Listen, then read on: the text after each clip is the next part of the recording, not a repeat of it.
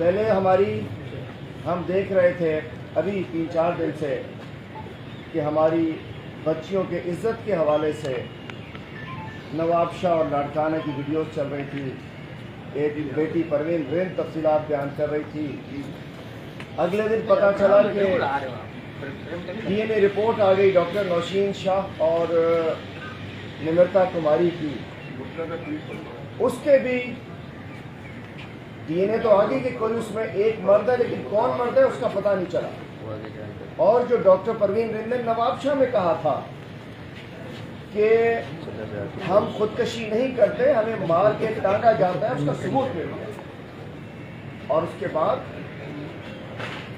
पिछले इजलास में जब हम सब ने तहरीक इंसाफ के मेंबर्स ने जब हमने सिंध असम्बली में एक करारदाद लानी चाहिए अपनी सिंध की बेटियों की इस इशू के ऊपर, जिसमें वो 2 बच्चियां भी शामिल हैं नौकोट में जिनके साथ ज्यादती की गई, पूरी रात उन्हें नंगे पैर बरना करके घुमाया गया।